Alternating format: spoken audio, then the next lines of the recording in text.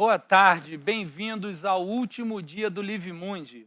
O LiveMundi é um movimento e um festival de vida sustentável que desde 2016 te inspira a transformar o mundo. Essa é a nossa primeira edição digital que começou sábado passado e termina hoje. A gente teve uma semana muito produtiva com mais de 50 atividades gratuitas durante todos os dias e fecharemos com chave de ouro no diálogo entre Ailton Krenak e André Trigueiro. E logo após o nosso show de encerramento com Mamundi. Convido vocês a conhecerem também a Feira do LiveMundi, que está rolando virtualmente no livemundi.com/feira. Tem uma seleção de produtos de marcas parceiras entre alimentação, livros, moda e design. Aproveite!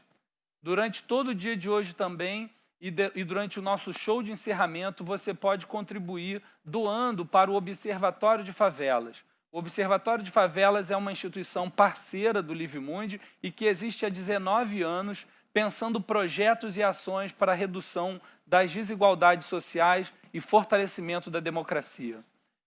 Eles lideram uma campanha importante para informar moradores de favelas e periferias sobre a prevenção e o cuidado nos tempos do coronavírus. Para conhecer um pouco mais desse trabalho, acesse @defavelas no Instagram e lá você tem diversas informações.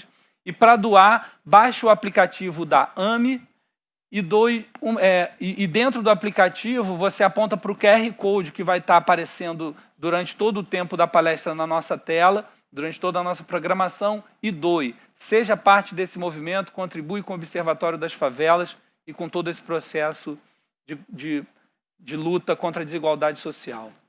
Bom, nós vamos então à nossa última mesa de territórios, da faixa territórios, encerrando o LiveMundi, trazendo a biodiversidade do Rio de Janeiro, a atuação de 2 grupos gestores dos espaços de maior visibilidade da cidade, os consagrados cartões postais cariocas, o Corcovado e o Pão de Açúcar.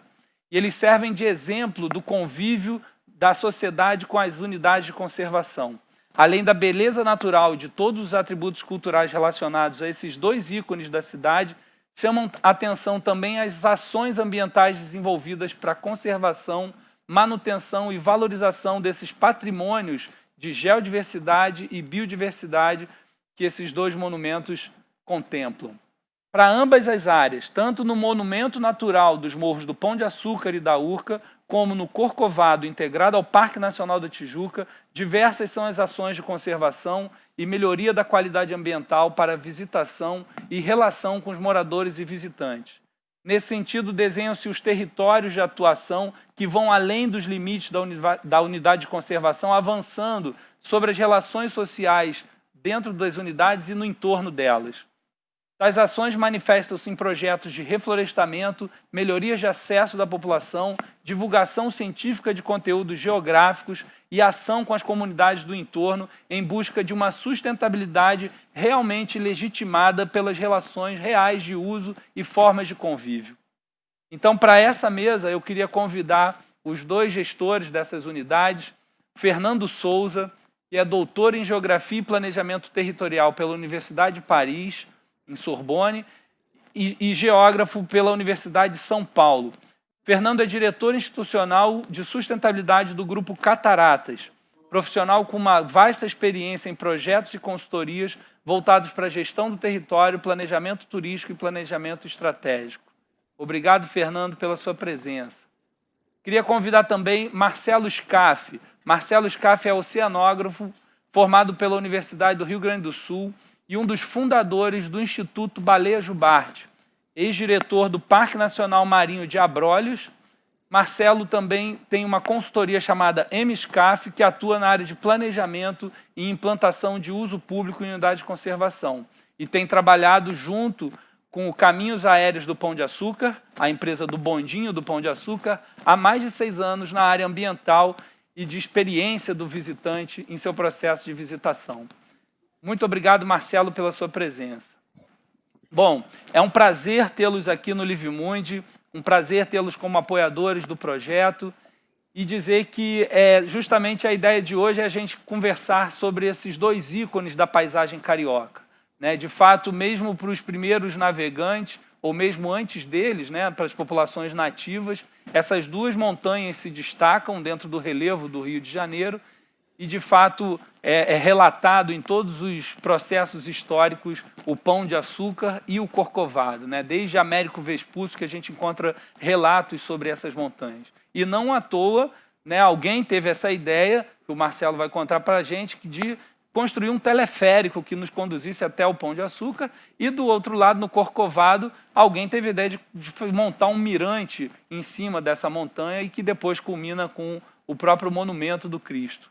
Então, sobre essas histórias e sobre essas relações territoriais desenhadas sobre essas montanhas, que eu peço que vocês tragam aí toda a experiência de gestão. Vou passar primeiro a palavra para o Fernando, né, que foi a ordem que a gente combinou. Fernando, então, fala durante 15 minutos, depois eu passo a palavra ao Marcelo e depois a gente entra num debate. Muito obrigado. Por favor, Fernando. Legal, Marcelo. Muito obrigado aí pela participação, pela oportunidade de poder dividir essa mesa aí com o meu parceiro aí, Marcelo Scaff, nosso companheiro aí nessa jornada de democratizar o uso e acesso dos parques nacionais brasileiros, né? A gente tem até um movimento que é o Parques para Todos, que a ideia é justamente da gente promover a democratização e uso público dos parques nacionais brasileiros e das unidades de conservação de maneira geral, né? Então, é um grande prazer estar dividindo essa mesa aí contigo, Marcelo.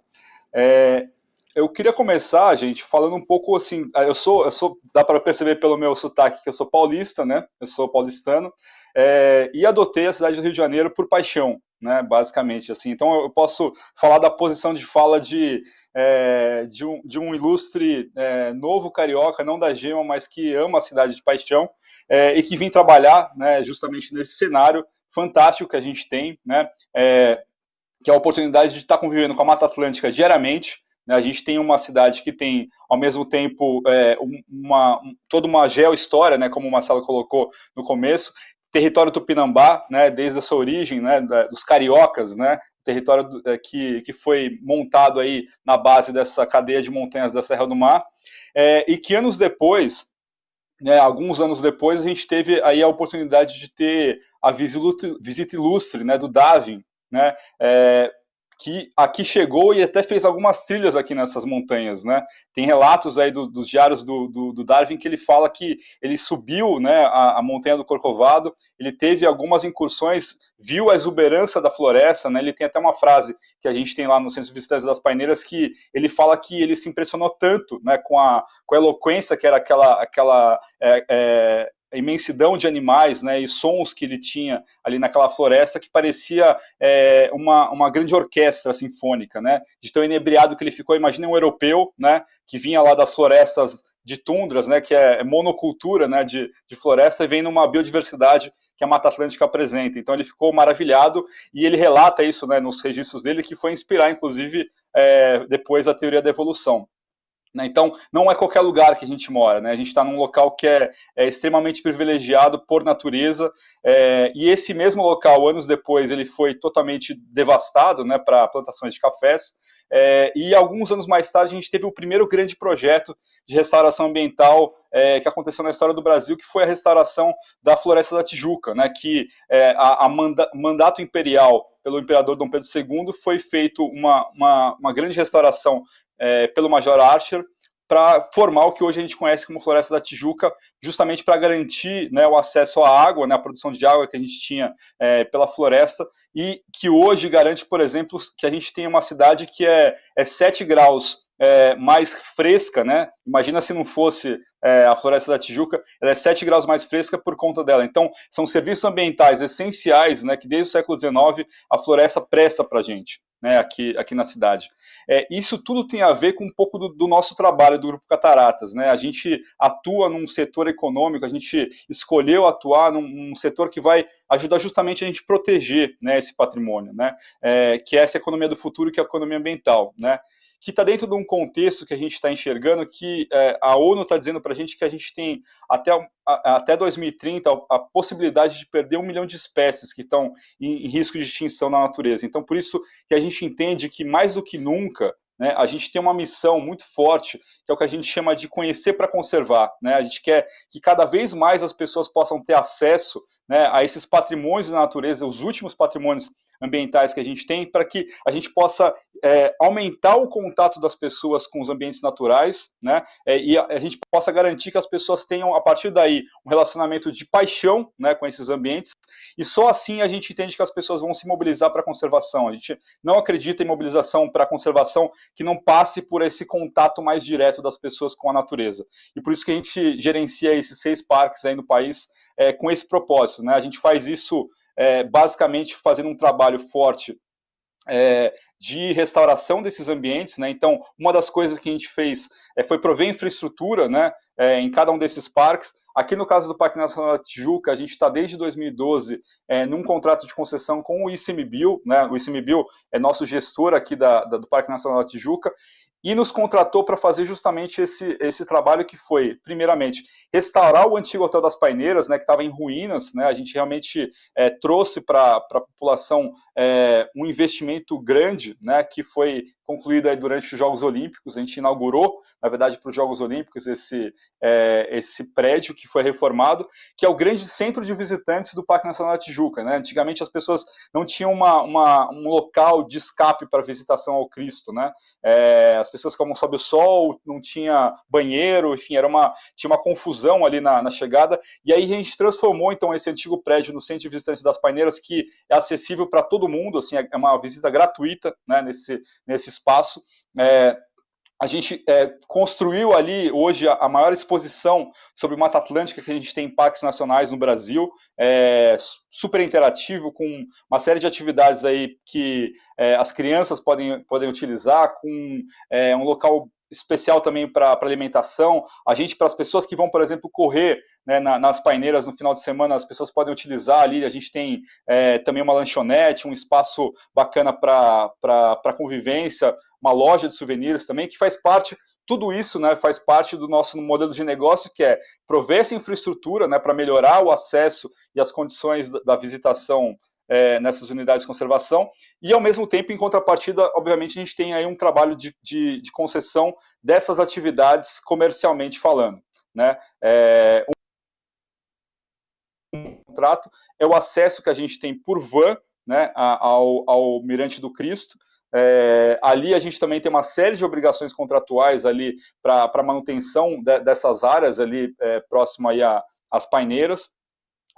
A gente divide nessa concessão com uma outra concessionária também, que é o Trem do Corcovado, mas uma coisa que é de destaque ali foi a gente ter oportunizado para a população também esse grande espaço, né, que é um espaço de convivência. Tá? Então as pessoas, tanto os moradores que queiram visitar o Parque Nacional, tem um espaço de convívio com infraestrutura, quanto o turista que vem nos visitar também tem uma condição melhor para poder acessar o Mirante do Corcovado, né? Então a gente conseguiu aí garantir uma coisa híbrida, né? Que é um formato que oportuniza para o turista e oportuniza para a população também, né?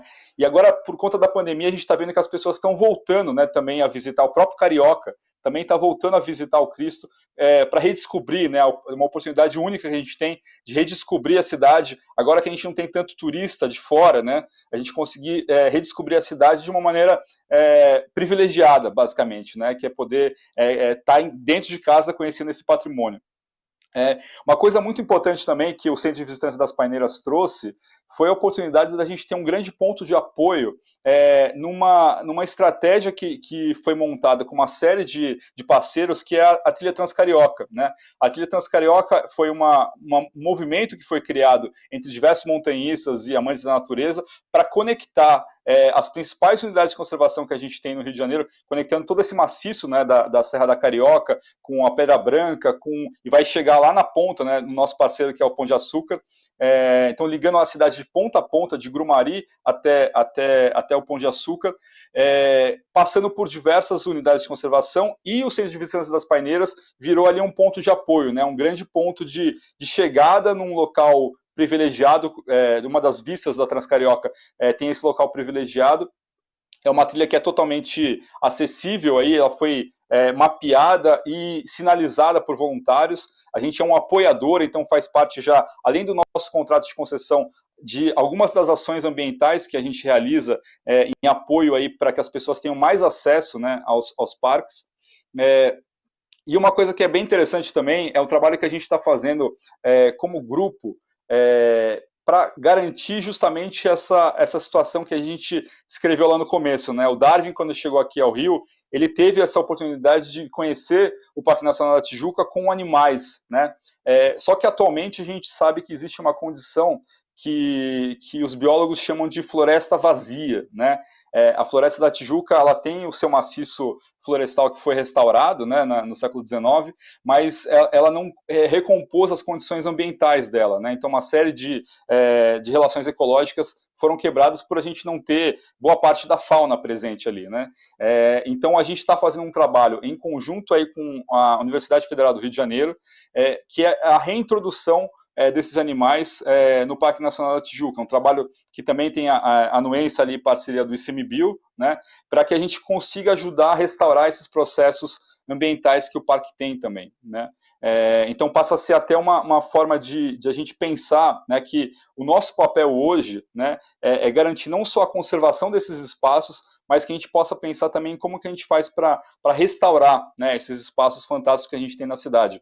A gente teve vários movimentos, né, e esse da restauração da Floresta da Tijuca no século XIX foi o primeiro deles, né, mas a gente teve vários outros na cidade, né, seja a restauração da Lagoa Rodrigo de Freitas, né, na década de 80, a restauração do Morro do Pasmado, vários locais na cidade que foram adotados pela população e que são exemplos vivos, né, que o empresário junto com a sociedade civil podem e devem fazer esse cuidado, né, de um patrimônio que é de todos, né, não é de uma empresa, de um governo específico, mas é de todos.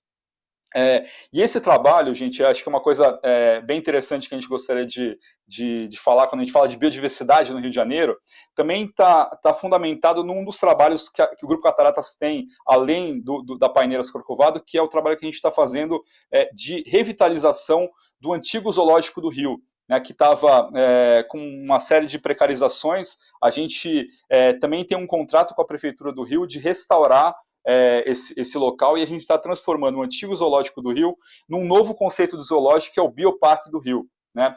E através dessa concessão a gente está fazendo esse trabalho que eu citei aí da reintrodução de fauna no Parque Nacional da Tijuca, e a gente está se preparando também para através desse novo conceito de zoológico, fazer um trabalho que é fundamental, que é transformar o antigo zoológico num grande centro de conservação da biodiversidade, né? Então, a ideia é que a gente vai ter, sim, visitação, mas é uma visitação em locais com recintos de espaço muito maiores para os animais, né? Com foco em bem-estar animal, com foco em apoio direto ao INEA, ao IBAMA, ao ICMBio, né, para processos de restauração da conservação da biodiversidade na cidade e no estado do Rio de Janeiro, né? Um dos projetos que a gente tem, que é nosso sonho de consumo, né, nos próximos meses, que já está acontecendo, a gente está trabalhando para isso, é a restauração do Guará, a reintrodução do Guará na Baía da Guanabara, né? É uma espécie que ela está extinta aqui no estado do Rio de Janeiro, né? A gente quer devolver a espécie ao rio. Essa imagem da revoada dos guarás foi uma das imagens que muito provavelmente o Darwin viu assim que ele chegou, né, com o Beagle aqui na Baía da Guanabara, né? Ele muito provavelmente deve ter visto essa imagem da revoada dos guarás, que foi extinto em 1934. Foi o último registro que a gente tem dos guarás registrado lá no Museu Nacional. Da existência desse animal aqui na Baía da Guanabara. A gente está fazendo um trabalho que é justamente o Bioparque do Rio vai devolver o guará para a natureza, um trabalho que a gente está fazendo em conjunto com o ICMBio também, e é o nosso sonho que a gente vai conseguir realizar, né? Todo esse trabalho também de restauração também está acontecendo num outro equipamento do Grupo Cataratas aqui no Rio, que é o AquaRio, né? Muitos de vocês conhecem o AquaRio é também do Grupo Cataratas, né? E uma das coisas que as pessoas que já foram no AquaRio sabem, né? E quem não foi ainda, pouca gente sabe que a gente tem no quarto andar do AquaRio um grande laboratório em parceria com a FRJ. E nesse laboratório a gente consegue fazer hoje algumas pesquisas mais importantes para a conservação da biodiversidade marinha no Brasil, né? Uma delas, inclusive, é uma das mais importantes do mundo, que é uma pesquisa contra o branqueamento de corais, que é um grande problema mundial, né, dos oceanos. O Marcelo Scaff, oceanógrafo, pode me falar se eu estou falando alguma coisa errada, mas fundamentalmente nosso propósito aqui no AquaRio é garantir que com a visitação a gente consiga financiar pesquisas de ponta como essa, né, que a UFRJ está realizando, e que a gente consiga viabilizar que essas pesquisas aconteçam aqui no Rio de Janeiro, né? E não é à toa que a gente está fazendo isso, né? A gente tem uma grande parceria com a ONU Meio Ambiente, que é um parceiro nosso de coisa de 3 anos, né? E uma das parcerias que a gente fez com a ONU foi da promoção da década da restauração dos ecossistemas, que é entre 2021 a 2030, né? A gente está entendendo, junto com a ONU, que não faz mais sentido a gente falar só de mitigação de impactos da biodiversidade, né? A gente tem, hoje, tecnologia, a gente tem condições e a gente tem uma obrigação de mobilização da sociedade em prol da restauração dos ecossistemas até 2030. A gente sabe que a perda da biodiversidade até 2030 é um fator que está muito claro, todos os modelos matemáticos aí que estão sendo feitos mostram que a perda dos hábitats, né, a reintrodução de espécies exóticas e caça e outros fatores podem levar, né, fortemente essa perda da biodiversidade. A gente está vendo o que está acontecendo no Pantanal hoje, né? Então a gente está propondo de fazer exatamente o contrário disso, a gente começar a mobilizar, né, a sociedade em prol da restauração dos ecossistemas. E não é à toa, como eu falei, que a gente está fazendo isso aqui no Rio de Janeiro, né? O Rio é a cidade que recebeu a Eco 92, o Rio é a cidade que recebeu a Rio +20, o Rio é a cidade que fez uns Jogos Olímpicos 2016 que tinha a temática da conservação ambiental como foco, né? E é no Rio de Janeiro que a gente está promovendo essa proposta, né? E a gente está, e eu queria aproveitar aqui o espaço para promover em primeira mão, a gente deve estar promovendo o Grupo Cataratas com a ONU Meio Ambiente, com a Associação dos Zoológicos Aquários do Brasil e vários parceiros, né? A gente está promovendo agora em novembro o congresso que é o Conservação Integrada Summit. É um evento que a gente quer chamar todo mundo para participar, vai ser um evento online, tá? Assim como o LiveMundi, com a proposta da gente fazer a promoção, né, e a mobilização, né, o início da mobilização para a década da restauração dos ecossistemas, né? A gente quer chamar cada vez mais pessoas, não só cientistas e pessoas técnicas da área, mas toda a sociedade para se mobilizar em prol de atividades e ações para a restauração dos ecossistemas, né? A gente sabe que a gente não vai fazer isso sozinho, é uma iniciativa que a gente precisa fazer em conjunto com todo mundo. Muito obrigado, Fernando. Várias coisas aqui eu anotei para depois, na hora da nossa conversa, falar um pouco, né? Mas, sobretudo, essa ideia da mudança da experiência do visitante, né? E quando ele chega no Corcovado, ele não está só vendo uma vista bonita, num monumento bonito, né? Ele vai receber informação de qualidade com conteúdo científico, né? Tem diversas pesquisas, né?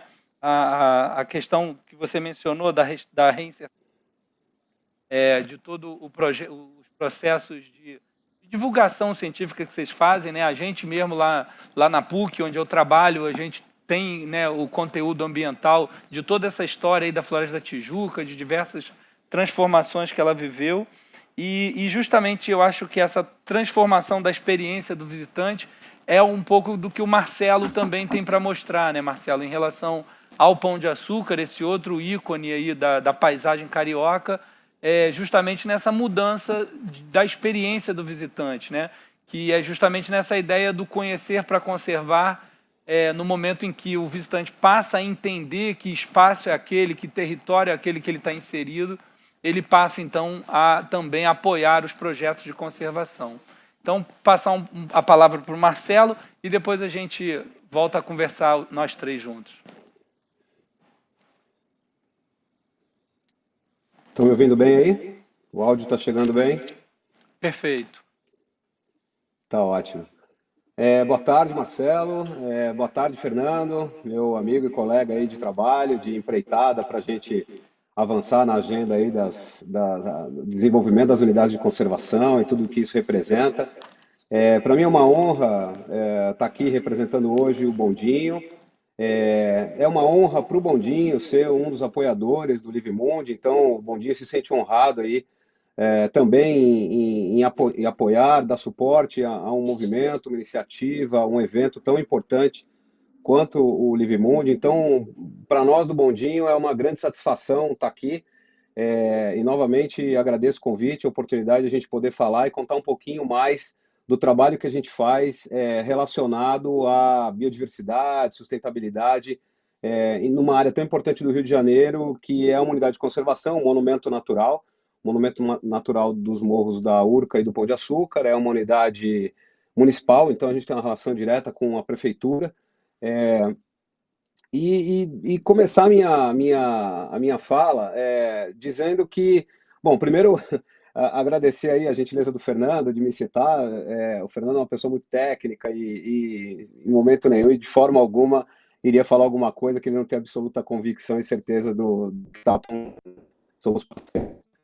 As duas são parceiras, a gente tem um caminho interessante para brilhar. Pensamos em trabalhos em conjunto e os desafios que temos pela frente. A sustentabilidade e a questão ambiental, elas estão intrinsecamente ligadas à operação do teleférico e do bondinho do Pão de Açúcar. A história do bondinho, então, elas estão no nosso DNA. Em 1908, Augusto Ferreira Ramos, ele estava participando da Exposição Nacional aqui no Rio de Janeiro e olhou para o Morro da Urca e para o Pão de Açúcar e teve essa iluminação, né? Olhar para frente e perceber uma coisa que viria a se tornar um dos principais atrativos de visitação do mundo, conhecido internacionalmente, etc. E ele pensou por que não fazer um caminho aéreo unindo a Praia Vermelha, o Morro da Urca e o Pão de Açúcar. E assim foi feito. Ele, em 1909, começou a construção do teleférico. Em 1912, ele concluiu o primeiro trecho que ligava a Praia Vermelha ao Morro da Urca, que ainda existe, está lá, um trecho de 528 metros.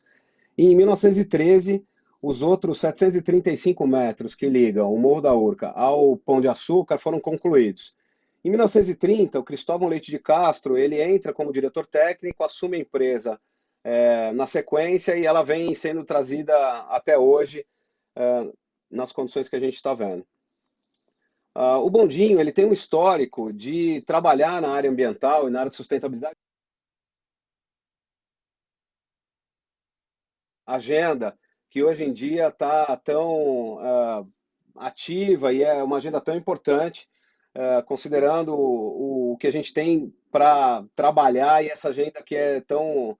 A gente tem desafios muito grandes pela frente. Olhando isso lá atrás já, e aí que vem a história de sustentabilidade, conservação da natureza, o Bondinho sempre entendeu que a conservação da natureza fazia parte do seu negócio.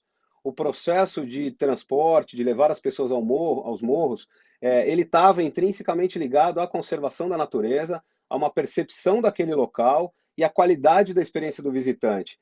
Então, não era apenas o transporte para as pessoas subirem até o Morro da Urca e até o Pão de Açúcar, mas o que elas iriam fazer lá, qual era a percepção que elas tinham dos dois morros e por que ele está ali, né?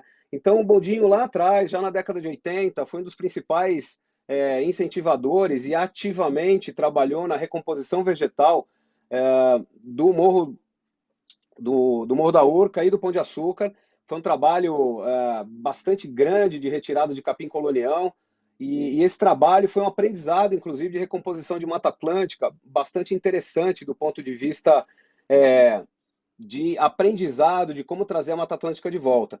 Então, na década de 80 e década de 90, o Bondinho inicia o seu processo, e daí para frente a gente vem, ano a ano, refinando, melhorando, entrando de verdade e de uma forma transformadora na região. De alguns anos para cá, de 2016 para frente, nós começamos a fazer um trabalho que amplia a área de escopo da empresa. Então, nós começamos a olhar para fora, uma vez que a parte interna estava muito bem resolvida, nós começamos a olhar para fora, olhar essa biodiversidade, como é que a gente poderia contribuir. E aí, em 2016, fizemos a adoção tanto da pista Cláudio Coutinho quanto da trilha do Morro da Urca. Só um parêntese aqui, a trilha do Morro da Urca talvez seja a trilha é considerada por muitos montanhistas e especialistas na área a seção da Transcarioca que mais recebe visitantes. A gente tem mais de 10, 12 mil pessoas contabilizadas num único final de semana nessa trilha. Então, ela é uma trilha do ponto de vista de acesso, uso e utilização bastante intensa e bastante importante. E esse trabalho todo vem sendo reconhecido nos últimos anos. A gente tem ganhado prêmios e a empresa tem muito orgulho de ter no seu DNA, então, essa história de conservação, de trabalhar desde a década de 80 e de maneira agora mais intensa essa agenda de conservação, de biodiversidade, de sustentabilidade. Então, o teleférico é uma modal de transporte que, por si só, é uma modal ambientalmente correta. Ela carrega, os nossos bondes carregam 65 pessoas. Ele é uma modal silenciosa para transporte e não consome combustível fóssil. Então, basicamente, além de não consumir, na verdade, ele funciona em sistema de contrapeso, ele gera energia. Então, a geração de energia do bonde se movimentando, ela é armazenada e a gente utiliza em toda a nossa área essa energia que é gerada pelo bonde quando um transporta, o outro está ligado. Então, os bondes eles não trabalham de forma independente. Então, como só desce, aproveitando a energia da gravidade, ele gera eletricidade. E essa eletricidade é utilizada por nós. Então, é um modal de transporte ambientalmente correta, não consome combustível fóssil. E tudo isso leva, e em especial, o silêncio e o transporte de forma aérea a uma experiência muito legal do visitante. Então, as pessoas estão ali e começam a perceber o ambiente, escutam o vento, já estão em altitude, então elas começam a ter uma relação diferente na chegada do morro, para os dois topos de morro. Então, isso já inicia um processo de percepção e é bem interessante ver a reação das pessoas. Nessas duas fotos, e na de cima, a gente pode ver o trabalho que foi feito de recuperação de Mata Atlântica. Então, na década de 80, a gente tinha uma grande área de capim-colonião e que, além da perda de biodiversidade, de forma atrativa, visualmente, em termos de qualidade de experiência do visitante, não era o ideal. Então, isso foi trabalhado e hoje a gente tem uma mata exuberante ali, recomposta, linda e que é, sim, um atrativo visual e de experiência, de sensação térmica, de uma série de atributos ambientais que fazem com que o passeio seja um passeio de uma dinâmica mais interessante do ponto de vista de interpretação ambiental. A gente tem um programa bem denso também, bem interessante de educação ambiental, que se chama Educa Bondinho. O Educa Bondinho, ele atende crianças do estado inteiro e mais recentemente de outros estados, inclusive, com um volume de crianças atendidas que supera os 57 mil crianças. Então, essa visita direcionada com profissionais de educação, profissionais da área de ecologia, meio ambiente, geografia, geologia, ela não é uma visita que toca para a área de entretenimento apenas, mas as crianças curtem, se divertem, mas ela é uma visita educativa. As crianças entendem contextos históricos, culturais, históricos ambientais, e ali se interpreta o ambiente. Essas visitas não são cobradas, elas entram todas no nosso rol de ações socioambientais, e a gente tem muito orgulho de trabalhar abrindo a possibilidade de escolas públicas não pagarem para ter acesso a áreas que contam a história do Rio de Janeiro e vem hoje e aborda-se tecnologia, inovação, possibilidades, o que se faz, energia, como eu falei, a movimentação do bondinho, gerando energia, os painéis solares. Então, o bondinho vem trabalhando também no sentido de dar um direcionamento adequado de acesso à informação e oportunidades para as gerações futuras, que é uma ação que nos orgulha demais e só quem já acompanhou as escolas rodando ali no bondinho consegue entender e sentir o orgulho que dá esse programa. O Educa Bondinho é a menina dos olhos do Bondinho. Hoje é um programa bastante importante e, do ponto de vista estratégico, de a gente colocar as crianças para entender aonde elas estão e o contexto em que elas estão inseridas, dar essa oportunidade, é bastante inclusivo do ponto de vista social e bastante importante para despertar e colocar uma sementinha na cabeça das crianças para que o futuro que a gente vai ter que trilhar tenha um pouquinho mais de equilíbrio, né?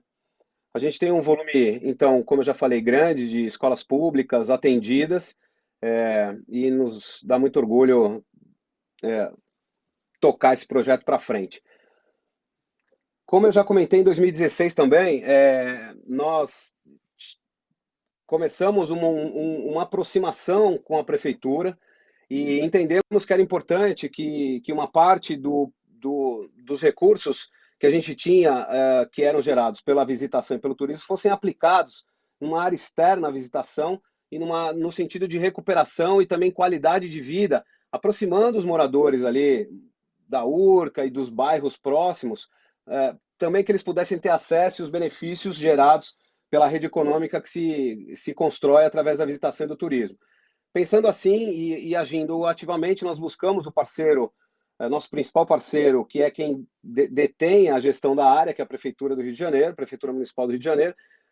Fizemos a adoção da área e começamos a restauração, sinalização e buscamos trazer de volta as características ambientais tanto da trilha quanto da pista Cláudio Coutinho.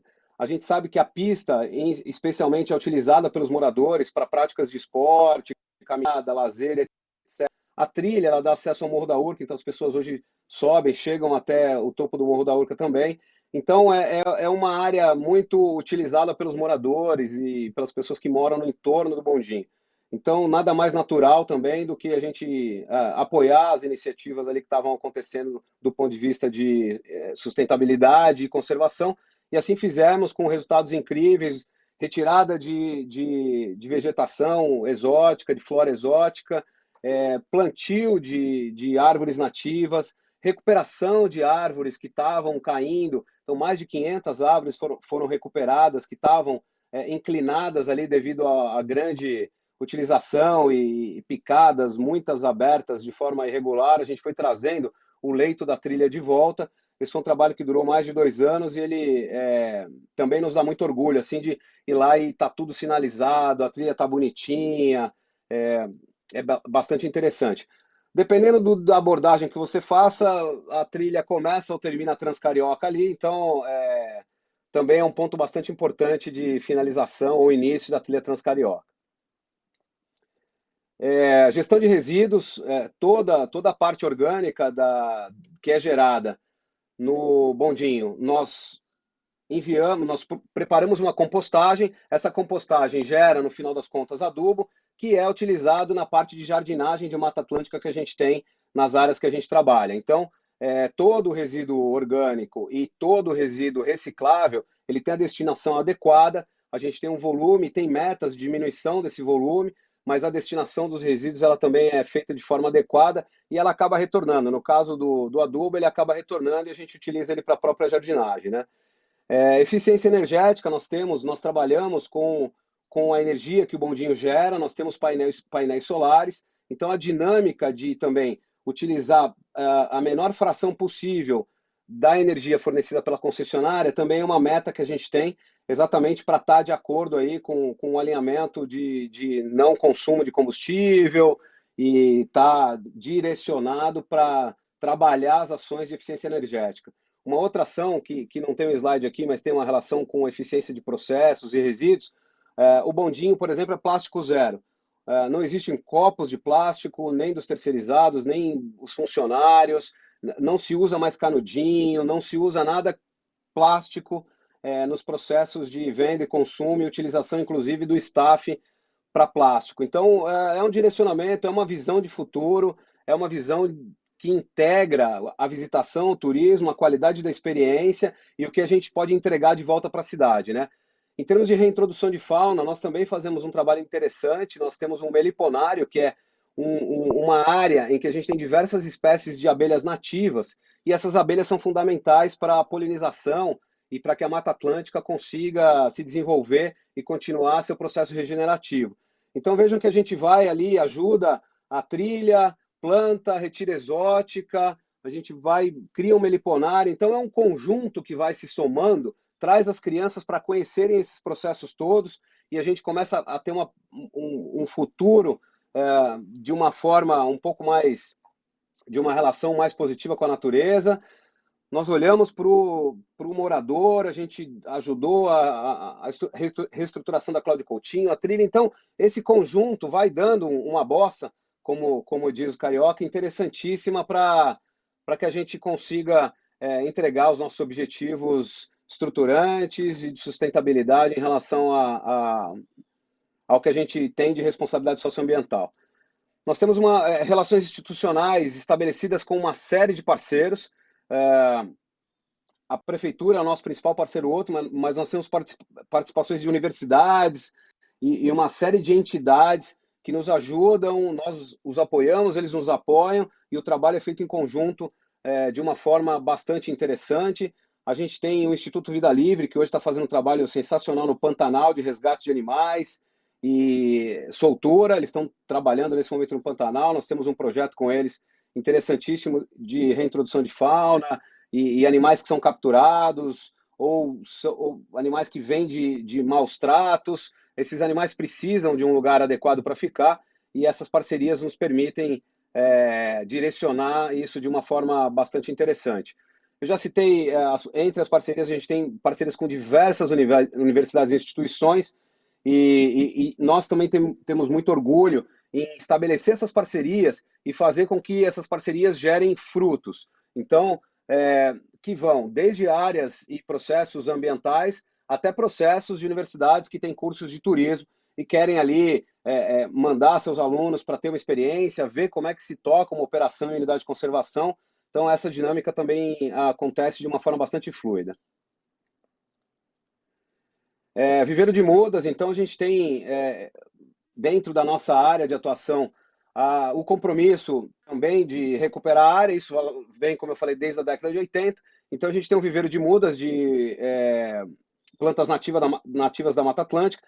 Essas mudas são todas utilizadas na área do monumento natural e com isso a gente também contribui para uma mudança de perspectiva de paisagem, contribui com a regeneração da Mata Atlântica e caminha na direção de mostrar isso. Uma coisa importantíssima do Livemundi é o que a gente está fazendo aqui, é comunicar, né? Às vezes as pessoas desconhecem as ações que as empresas têm na área de sustentabilidade e pensam e imaginam muitas vezes por não conhecer, e está aí a importância da comunicação de eventos como esse, de que a empresa não fica ali apenas trabalhando a questão do turismo e da experiência do visitante, mas ela entende que o conjunto de entorno, que o conjunto onde ela está inserida é extremamente importante, inclusive para essa experiência do visitante. Então, nesse contexto todo, a gente está dando, sem dúvida nenhuma, a nossa contribuição e essa agenda de biodiversidade do Rio de Janeiro, a gente está inserido nela e com ações bastante contundentes, assim. Queria deixar aí tanto o Facebook quanto o Instagram, convidar todo mundo que não conhece, quiser conhecer esse trabalho, a gente está lá à disposição para fazer visitas técnicas e receber quem tiver interesse em se aprofundar na conversa.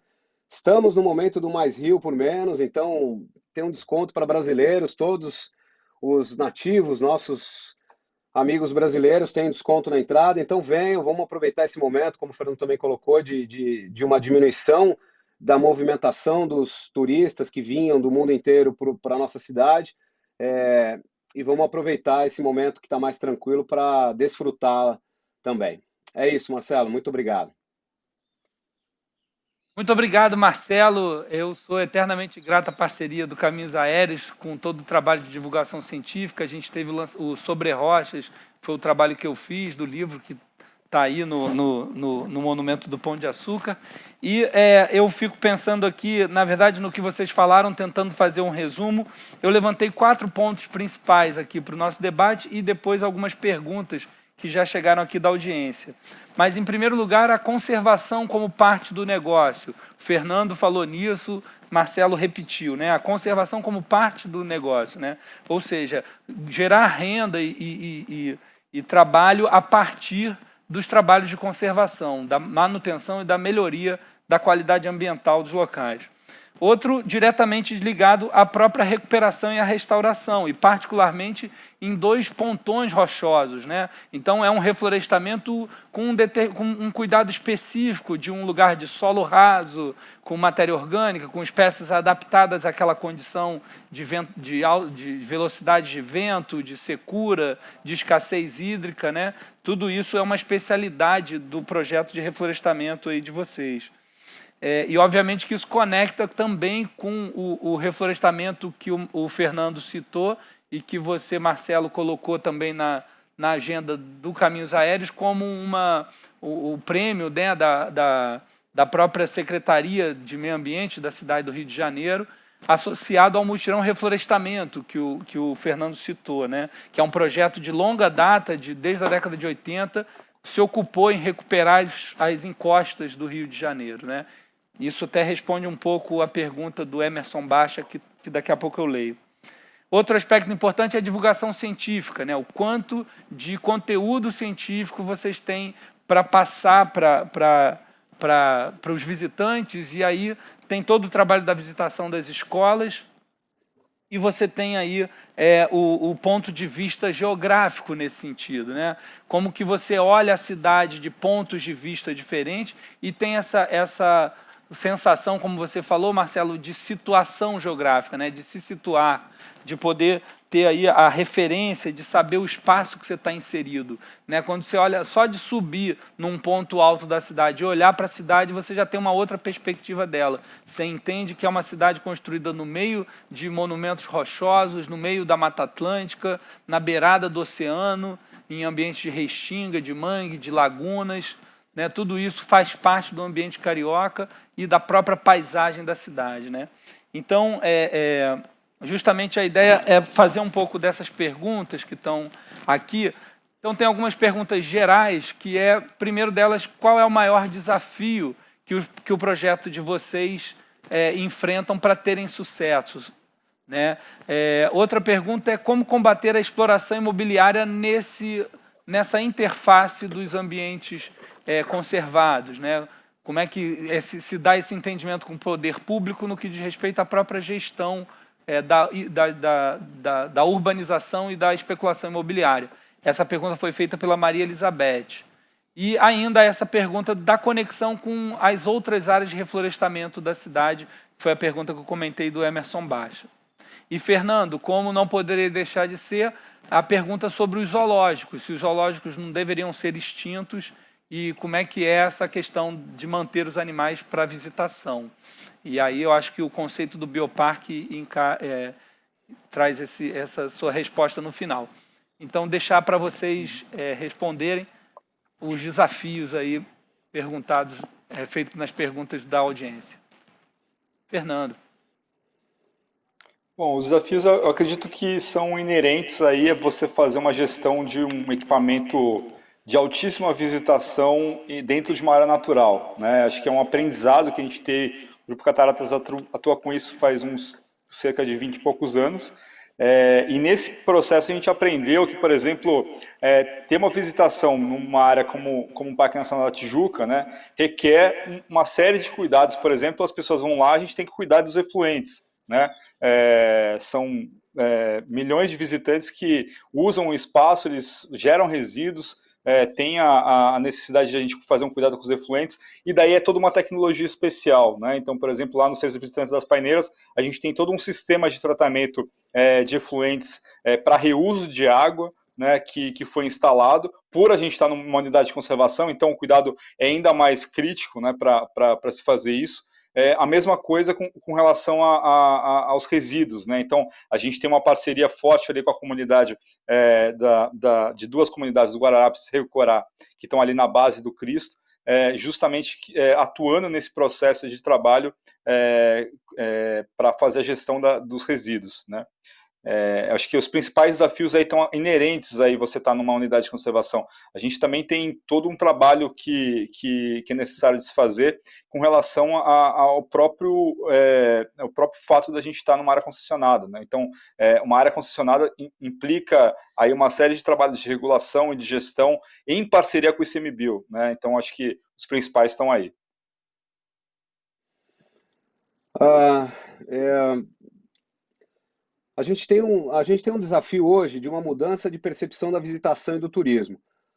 O que nós pretendemos, as nossas metas são que o visitante ele não apenas contemple, mas ele tenha uma experiência. Então isso é diferente o conceito do visitante subir e contemplar. É bonita a geografia, é bonito o visual, mas isso não nos satisfaz mais. Nós queremos que ele tenha uma experiência, seja uma experiência educativa, informativa, interpretativa daquele local. Então hoje o desafio que a gente tem, por exemplo, a gente estruturou o bondinho uma visita ambiental, em que ela vai ser direcionada, não tem nada a ver com com o Educa Bondinho, ela é uma visita para universidades, para escolas privadas, em que a gente vai contar uma história ambiental baseada na experiência que a gente teve. Outro tour que a gente tem interessante é o tour da sala de máquinas, em que a gente vai promover experiências. Você imagina uma universidade ou um aluno não precisa ser engenharia, mas de física, que vai conhecer a sala de máquinas do bondinho e vai entender os vetores de força que estão colocados ali. Então, alunos de geologia, como é que interpreta, como é que aquela rocha se desenvolveu, o que está ali, o que não está. Então, hoje, um dos nossos desafios é entregar experiência. Nós queremos que o visitante ele saia um pouquinho diferente do que ele entrou do ponto de vista de experiência e entregar uma experiência que seja uau. A gente precisa cativar, o visitante precisa sair do bondinho com a percepção de que, nossa, que orgulho que eu tenho de ser brasileiro, que orgulho de ter um equipamento desse no Brasil e receber estrangeiros. Então, há um esforço muito grande do ponto de vista do nosso CEO, do Sandro, e de toda a diretoria do Bondinho, os acionistas, para que a experiência do visitante seja uma experiência uau. Ele saia de lá com uma percepção extremamente interessante. Um outro desafio que a gente tem é que os dois morros, o Morro da Urca e o Pão de Açúcar, são mini cidades. Então a gente está isolado.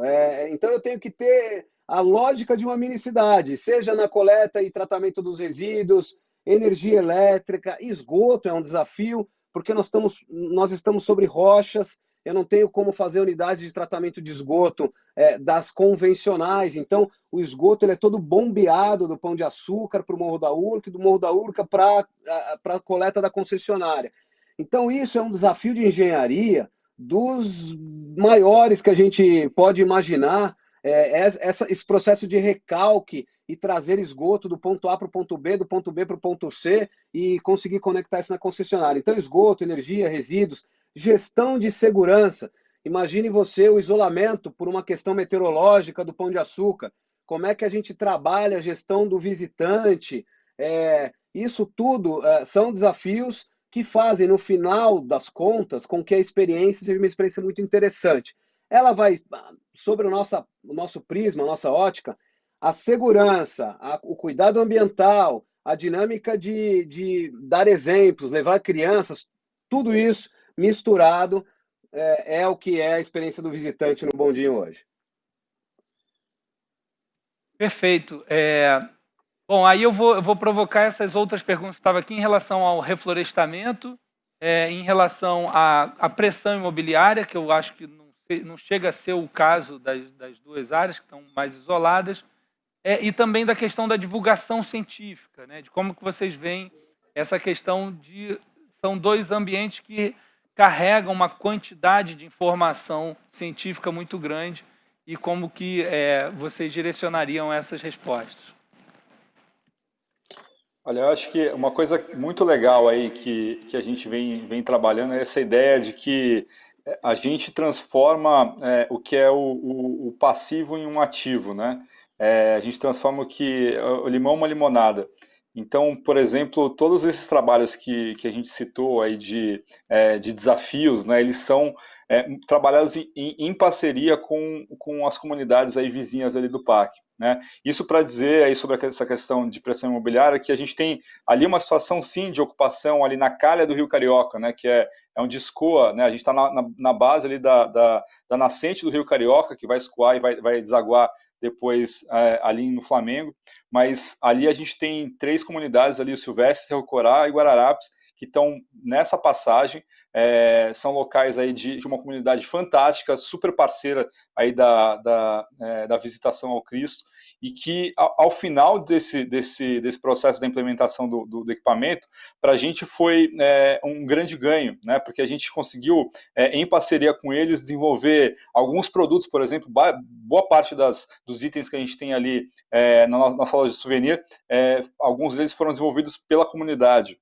A gente vem fazendo também um trabalho de inclusão social através da criação de algumas associações e apoio direto na constituição dessas associações para negócios sociais sustentáveis ali na área dos centros visitantes. Então, no final, a gente acabou transformando o que poderia ser, de fato, um problema para o Parque Nacional, não necessariamente lá para a gente está mais acima, né, que a expansão imobiliária fazendo pressão ali nas bordas do parque, em uma oportunidade de inclusão social e também de melhoria até nos negócios. Essa é, por exemplo, uma ação que o visitante acaba conhecendo, né, que a gente faz esse trabalho. O souvenir que ele está comprando, ele tem uma origem da comunidade vizinha, né? O turista, principalmente o estrangeiro, ele valoriza muito, né, essa ideia. E aí, sobre a questão da divulgação científica, para a gente é um grande motivo de orgulho, né, da gente estar num espaço que é também um parque nacional, que tem essa finalidade, né, de promover a pesquisa científica. Então, a gente vem recebendo nos últimos anos aí vários eventos, né, encontros e ações de pesquisa em loco, né, que usam o centro de visitantes como base, né, para os seus trabalhos. Então, todo o trabalho sobre atropelamento de fauna, de acompanhamento e monitoramento da biodiversidade do parque, tem ali o centro de visitantes como um ponto de apoio importante, e a gente também promove esses eventos científicos ali dentro, né? Uma das coisas que é o nosso principal foco agora é dar mais visibilidade ainda para as pesquisas que acontecem no parque, para o visitante também, né? Para ele lembrar que quando ele visita o Cristo, ele está visitando um parque nacional, uma unidade de conservação que conserva ali um dos últimos fragmentos de Mata Atlântica no país. Perfeito. Pelo lado de cá, o Mona ele não sofre uma pressão de ocupação de espaço, porque a gente está num lugar estratégico ali cercado pelo mar e tem a escola militar, a gente está aquele cantinho ali da Praia Vermelha, é uma região naturalmente controlada, e isso impede também esse processo de ocupação irregular do monumento natural e da região de Mata Atlântica que a gente tem ali. Em relação à divulgação científica, eu queria destacar também as parcerias que a gente tem. Eu passei nisso na minha apresentação, mas a gente tem parcerias estabelecidas com aulas técnicas, que é uma forma de as universidades divulgarem o que a gente está fazendo. Então, para citar algumas, a Unirio, com seu mestrado de ecoturismo e conservação, a UF, com mestrado também em turismo e unidade de conservação, Escola de Centro Integrado de Estudos em Turismo e Hotelaria, a UFRJ, a ESPM, e a gente tem duas parcerias internacionais, uma na Holanda e outra no Chile. Então, acontece naturalmente esse processo de divulgação do que é feito, em especial na academia, direcionando o foco com a relação e o estreitamento e o estabelecimento de parcerias com universidades, centros de estudo e por aí vai. Então, essa relação meio ambiente, visitação, meio ambiente, turismo, ela já é hoje uma relação intrínseca, não há como separar uma coisa da outra no nosso mote de trabalho. Então, essas parcerias são feitas com os professores e seus alunos no âmbito de graduação e pós-graduação, eles têm acesso ao que a gente está fazendo ali através de aulas em loco. Aconteciam, obviamente, antes a gente ter o problema de pandemia, mas num curto espaço de tempo, se tudo correr bem aí, e isso irá acontecer, a gente vai retomar essas ações do ponto de vista de receber e firmar e continuar fortalecendo essas parcerias. Maravilha, muito obrigado, Marcelo, muito obrigado, Fernando. Quero lembrar ao público que os dois monumentos estão abertos, né? Você compra os ingressos pela história das vans para subir no Corcovado, né, a partir do site do Grupo Cataratas, e no bondinho do Pão de Açúcar também. Lembrando, tem 15% de desconto no bilhete adulto, né, e comprando somente no site oficial bondinho.com.br, né, usando o código LIVEMUNDI15. Ou seja, a parceria com o Live Mundi está trazendo aí essa promoção de 15% aí no bondinho do Pão de Açúcar. Agradeço demais, Marcelo e Fernando. Faço aqui meu compromisso de parceria com vocês. É um prazer sempre estar trabalhando com vocês. E, obviamente, como eu disse, a gente tem muito material para levar para vocês, para estar junto em todo o trabalho que vocês fazem. Eu agradeço demais. Agradeço também nossa audiência. Muito obrigado pela companhia. Espero que tenham gostado. E agora a gente vai ter um breve intervalo até às 17h30, quando a gente volta com o curso em Milagres, com a Paulinha Oliveira.